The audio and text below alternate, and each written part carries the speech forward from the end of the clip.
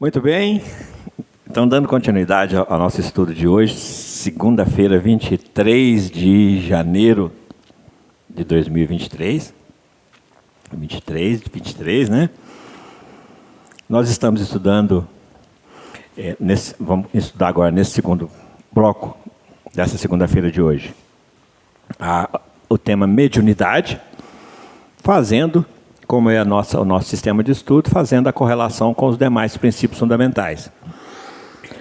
Até agora nós já passamos por imortalidade da alma, pluralidade dos mundos habitados, chegamos até aqui, fazendo essa correlação que pode ser visto no vídeo anterior. E agora nós, na continuidade, vamos fazer essa relação com vida, mediunidade e vida futura. Qual a relação que tem? Vida futura e mediunidade. Quando estudamos vida futura, nós vimos que vida futura não é depois que a gente desencarnar. É também, mas daqui a 1 segundo é vida futura, daqui a 10 minutos é vida futura, daqui a 1 ano é vida futura. Então, que essa noção, essa ideia de vida futura, como nós hoje somos a vida futura, o resultado, exercício de uma vida futura, como resultado de tudo que nós realizamos no passado. Nós hoje somos exatamente um produto das ações nossas, como exercício da nossa liberdade, submetidos à lei de causa e efeito, que vem gerando essa evolução, e que hoje deparamos com essa criatura que é cada um de nós, que é exatamente um produto do que fez, do que responde pelo que fez. Nós vamos entender as nossas diversidades e adversidades da agora, porque quem planta colhe. E isso nos mostra que hoje nós somos exatamente o produto chamado exercício de vida futura de uma vida de ontem, de Três Antonte, dentro dessa imortalidade e dessa característica de ser ativo como nós somos, porque nós somos identificados pela nossa capacidade de pensar. Os espíritos são seres pensantes que povoam o universo, e a gente não para de pensar, a gente pensa o tempo todo, e age em função do que nós pensamos, do nosso pensamento, e nós não damos conta nós somos ativos o tempo todo, a nossa capacidade de agir, tá? A origem dela está no pensamento nosso. Então, hoje nós somos exatamente um produto de nós mesmos nesse exercício de vida imortal, que a gente tem falado isso muito aqui. Então, hoje, a vida futura de ontem é hoje. E a de amanhã será o resultado do que nós estamos fazendo aqui hoje. Lei de causa e efeito. Evolução. Evolução. Amanhã não será pior do que hoje. Pode ser mais difícil, mais trabalhoso, mais exigente. Mas nós vamos estar com uma outra cabeça, uma outra mente, vivenciando situações que nós hoje estamos sofrendo mais com elas. Porque o sofrimento guarda uma relação com a capacidade de assimilação de cada um de nós. Muitas vezes a gente passa pela mesma situação, 2 pessoas, não mais, não precisa mais não, só 2. Onde tiver 2 pessoas vivenciando a mesma circunstância, uma sofre mais que a outra. Um estressa mais do que a outra. Trabalhando na mesma atividade, no mesmo computador, na mesma sala, na mesma empresa, com o mesmo chefe, um extremamente estressado e o outro navega no meio daquela problemada ali, rende, brincando.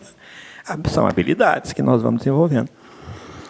E a mediunidade, da forma como nós exercemos essa capacidade de intermediação que nós recebemos hoje, que nós temos hoje, a consciência dela, e essa capacidade de comunicabilidade entre os planos, comunicabilidade ativa, né, entre os planos espiritual e físico, que nós somos intermediários, vai definir uma melhor ou pior qualidade de vida futura.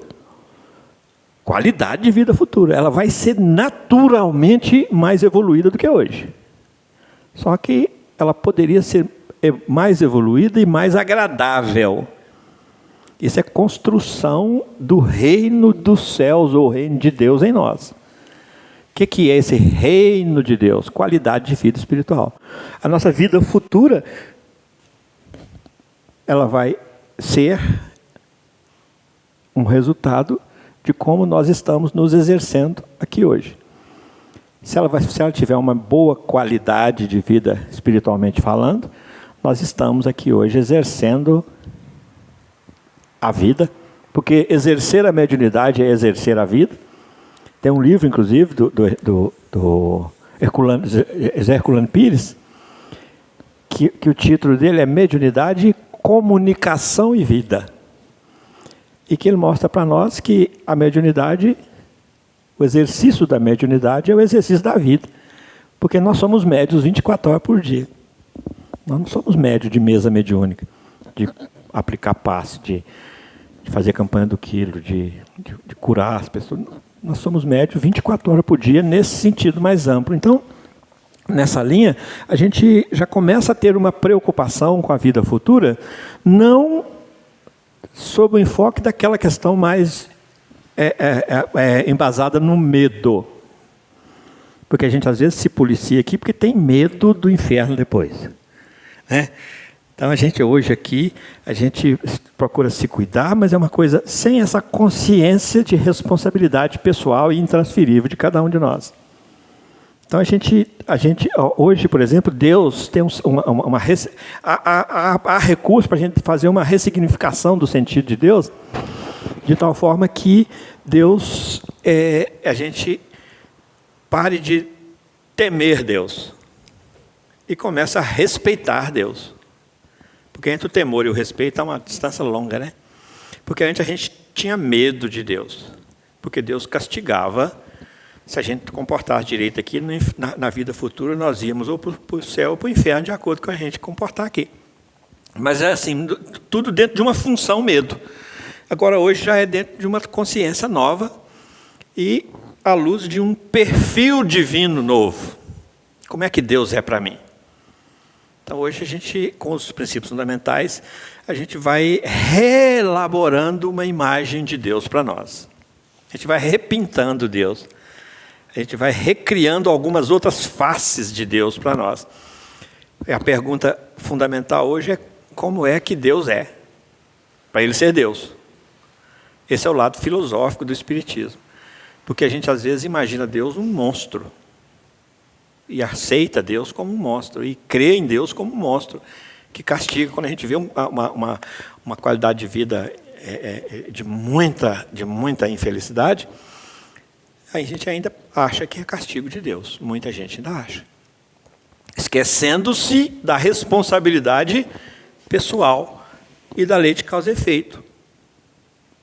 Porque senão Deus não seria Deus. Está tranquilo isso, gente? Então aí a gente vai aprendendo a fazer releituras de realidade. Hoje apareceu na mídia aquele caso lá de Roraima, dos indígenas, dos Yanomamis.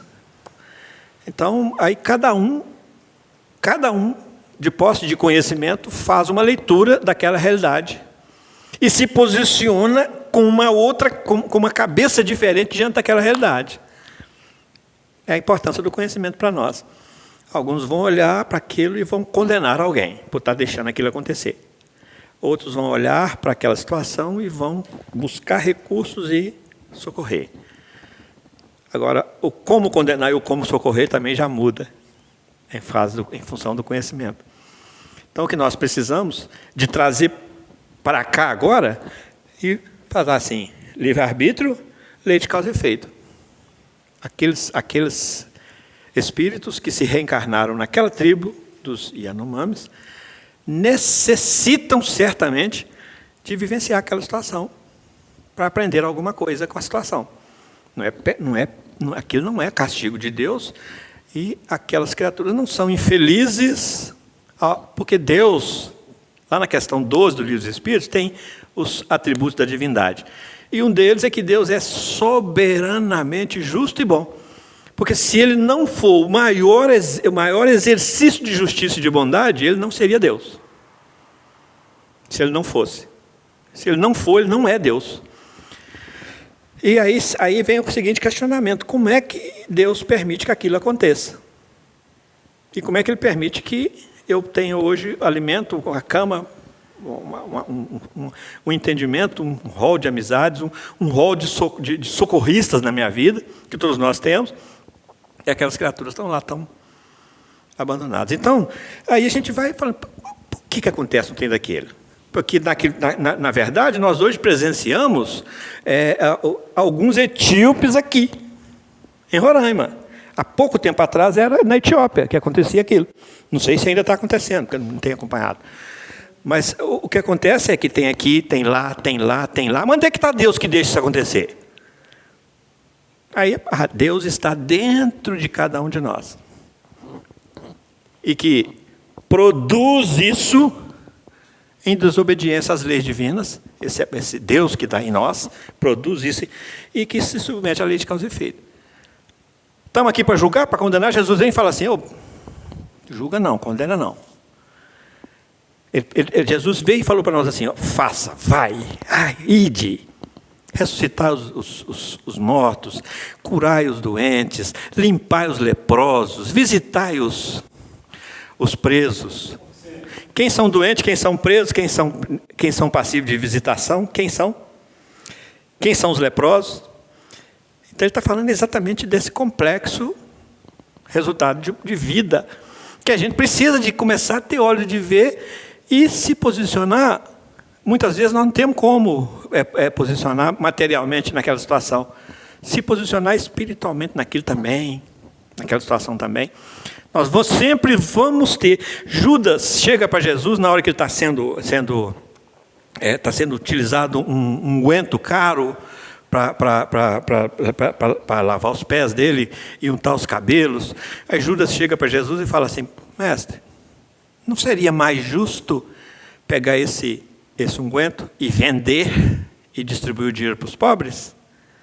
Aí Jesus fala assim: Judas, essa mulher está me preparando para a minha hora, que logo depois, para a sua crucificação. E não é justo impedi-la. Além do mais, pobres vós sempre os tereis entre vós. Está no Evangelho isso. É Jesus falando para Judas. Pobres vós sempre os tereis entre vós. Ele está falando de que pobreza, gente? No seu âmbito genérico. Porque há muitos abastados, pobres em espírito. Então ele está falando de quem então? De evolução. De quem então? Livre-arbítrio. Porque a gente se empobrece a cada gesto contraditório com a lei divina. E de lei de causa e efeito. Então, a gente vê na Etiópia, a gente vê em Roraima, a gente vê para toda a banda, são escândalos, né? Aí Jesus vem e fala assim: é necessário que o escândalo venha. É necessário por quê? Para que tocar cada coração, que um Brasil desse tamanho, com essa produtividade que ele tem, com essa missão de ser o celeiro do mundo, está deixando gente morrer de fome dentro dele. De alimentos. Está deixando. Como é que se concebe? Como se concebe alguém estar com fome no meio de tanta fartura? Então é necessário que o escândalo venha para poder balançar a gente, porque hoje aí vem o aporte tecnológico e leva essa informação para cada mente, para cada coração.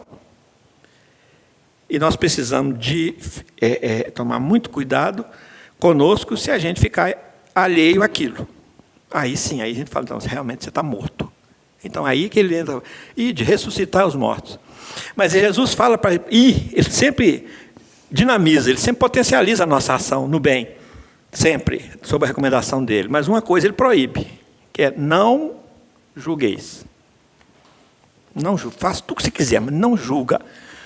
E a gente julga demais, não julga, a gente condena, né? Porque julgar pressupõe o direito de ampla defesa. A gente, às vezes, não dá chance para ninguém, para a criatura defender, e já chega na voadora e já... Sim, sim.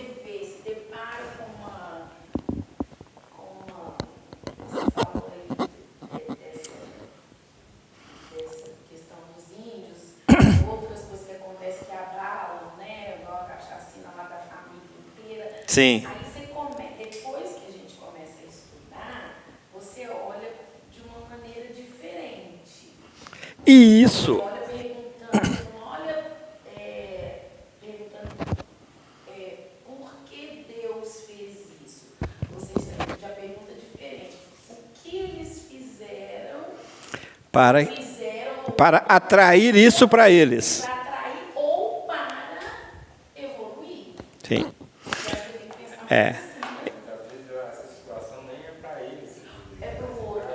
Sim, sim, também pode ser. Sim,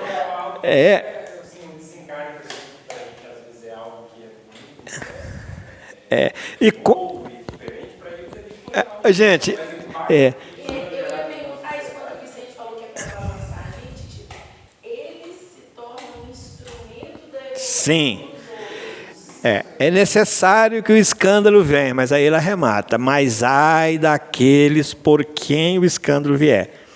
Porque se eles estão submetidos àquela situação, é porque há promotores daquela situação. Então, esses são aqueles pelos quais o escândalo vier.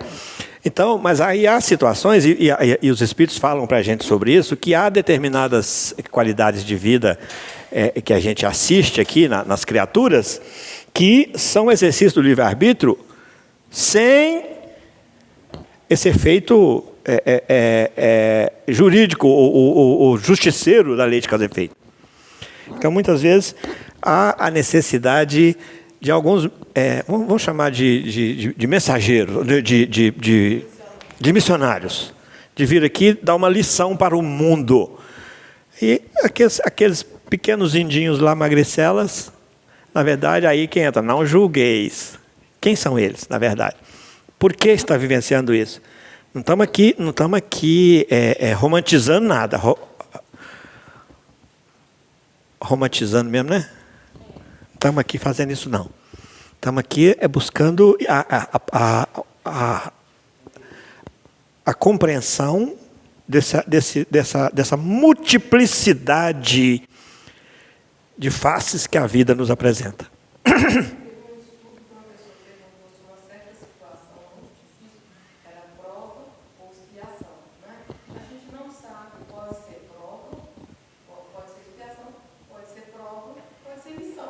Pode ser missão. Nós não sabemos, e não importa muito, o que importa é nosso posicionamento em cada um deles, né? Sim. Estamos fazendo a nossa parte, porque assim, é aquela coisa assim, o bem, a gente vai dizer, o bem é tímido. E aí a gente até falou assim, o bem não é tímido. Todo bem que não se faz é mal, né? Se o bem está ao nosso alcance e a gente não faz, é mal. Sim, sim. Qual que é a nossa posição? É o que ele está falando, muitas vezes está testando a gente. Qual que é a nossa posição, né? Diante disso. Que é algo que está se repetindo, né? Essa repetição já é maltratada desde o descobrimento do nosso sim, país. sim. Assim, se está se repetindo até hoje, não é porque talvez a questão esteja com eles, é porque talvez a questão esteja conosco. Sim. Então, ao analisar isso, sem os recursos espirituais, a gente assume uma postura. Com os recursos espirituais trazidos pelos princípios fundamentais do Espiritismo, a gente se instrumentaliza para abrir essa lente e enxergar. E sofre, exatamente. E gera em nós um componente chamado emoção, que é diferente do que seria se nós não tivéssemos o conhecimento. Né? Eu te interrompi, você queria participar.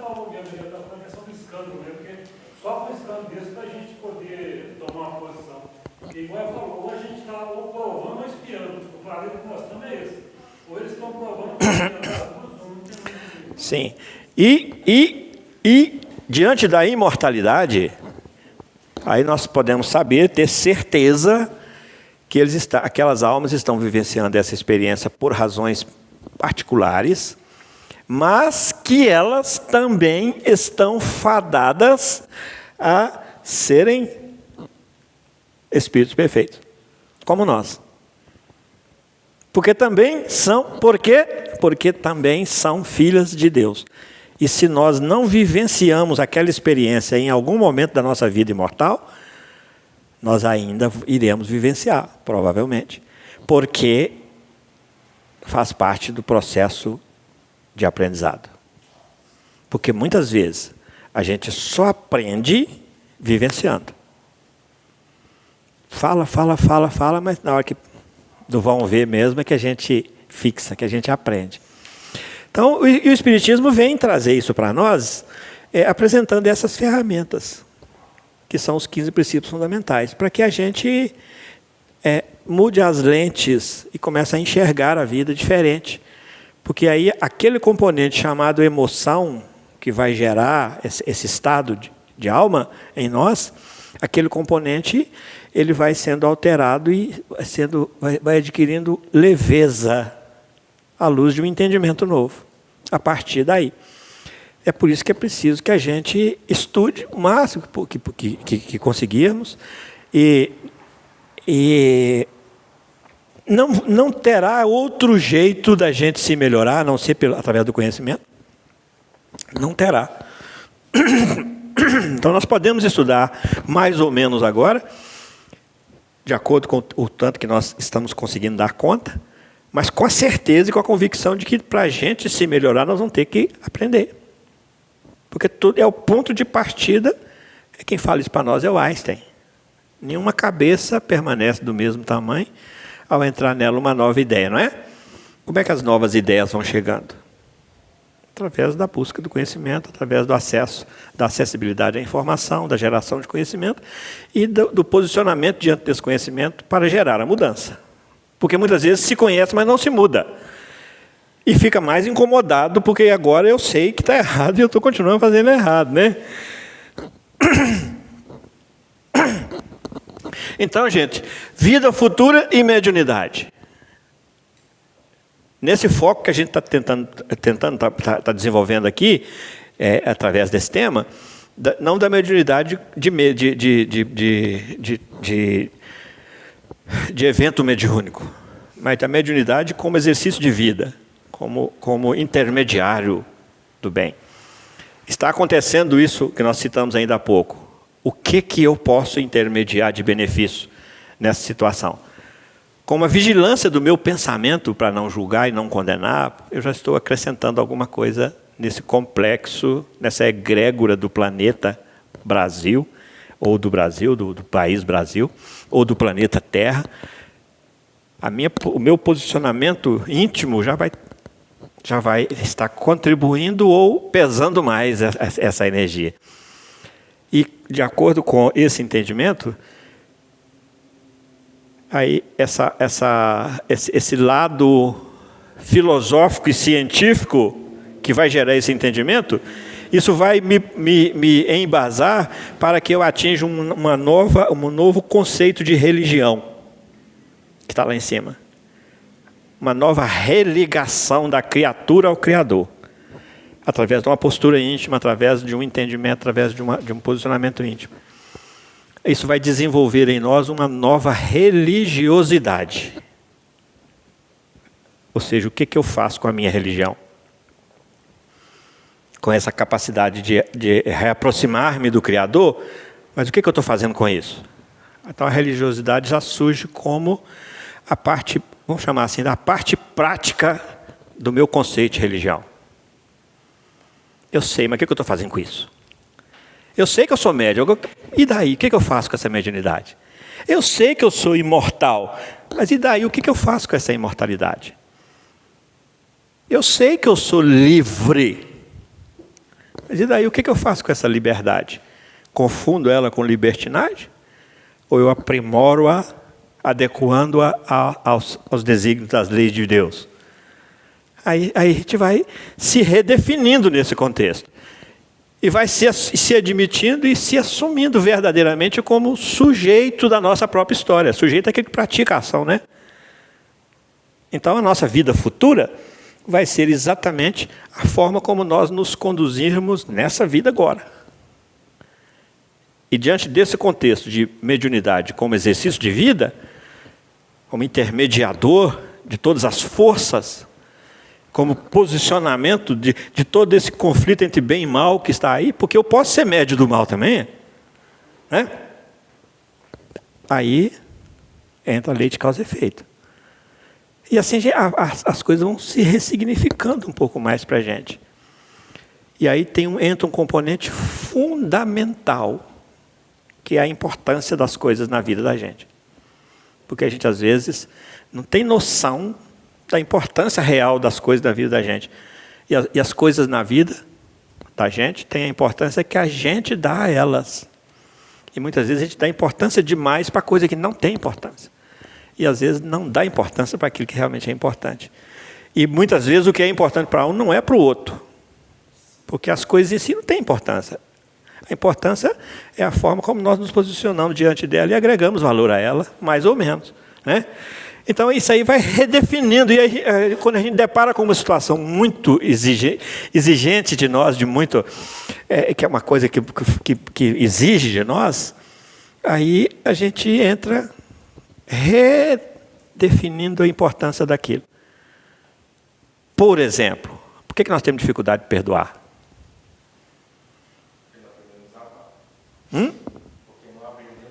Não aprendemos a amar. E para que a gente ame, nós precisamos de enxergar o próximo como a nós mesmos. Fazer a ele o que gostaríamos que fosse feito para nós. E enxergar o próximo com as limitações e a sujeição a possibilidade de erros e de equívocos que nós também estamos submetidos a ela. Mas que o nosso egoísmo não entrega isso para o próximo, fica só para nós. Então, quando nós agredimos as pessoas, e quando somos agredidos de alguma forma, a gente não corresponde a isso. Por quê? Porque no nosso conceito, nós demos importância demais a uma agressão. Tanto é que a gente fica guardando mágoa de coisas que tem 40, 50 anos que está para trás, 20 anos, 10 anos. 10 dias já é muito. E que a gente assimilou com aquela importância que nós demos e gravamos isso, armazenamos, arquivamos aquela importância e não abrimos mão dela.